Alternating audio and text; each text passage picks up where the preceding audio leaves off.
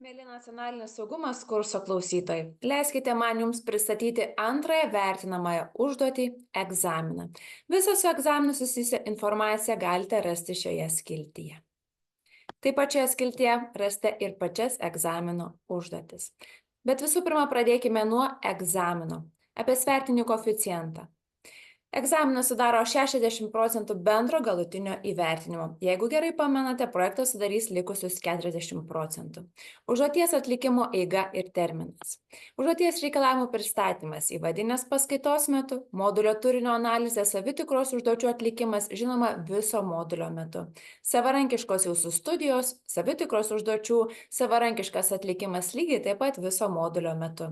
Konsultacija dėl egzamino viso modulio metu ir paskutinę modulio savaitę specialiai tam išskirtų laiku.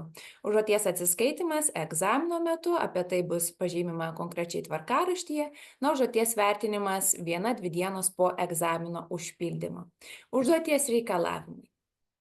Taigi šį testą sudarys 10 klausimų ir pradėkime nuo to, tekstas bus atliekamas raštu Moodle aplinkoje. Egzaminui rengiamas vadovaujantis Moodle aplinkoje pateiktais saviruošos klausimais iš 1 ir 7 temų, apie tai dar šiek tiek pakalbėsiu. Užduotys sudaromas remiantis privalomaisiais studijų šaltiniais, žinoma, galite perskaityti ir papildomus šaltinius. Egzamino užduotis, kaip jau minėjau, sudarys 10 klausimų, 5 uždaro tipo ir 5 atviro tipo klausimai. Ir visam egzaminui bus skiriamos 45 minutės. Kas dėl vertinimo? Tai testas sudarys 20% vertinimo, atviro tipo klausimai 80%. Na ir atsakymai bus vertinami remiantis šiais kriterijais, tai teorinių žinių taisyklingumas, gebėjimas teorinės žinias susiekti su praktika, savarankiškas argumentų formulavimas, atsakymų loginis nuoseklumas ir kalbos aiškumas ir taisyklingumas. Užduoties atlikimo pasiekimų lygmenys. Lygiai taip pat kaip ir su projektu, jie yra išskiriami 3. Tam, jog pasiektumėte puikų pasiekimų lygmenį, jums reikėtų atsakyti į 4-5 testinio tipo klausimus, uždaro tipo klausimus ir 4-5 atvirus klausimus.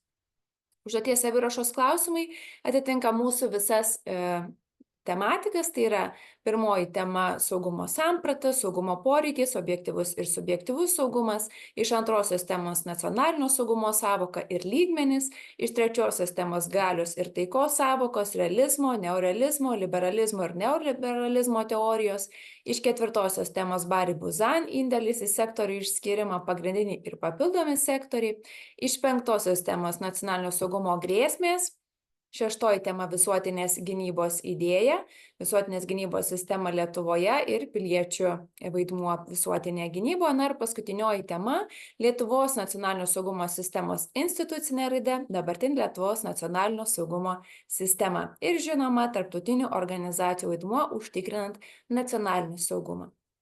Tikiuosi, jog egzaminas bus jums lengvai įveikiamas ir aš tuo net neabejoju, todėl linkiu jums kuo didžiausios sėkmės.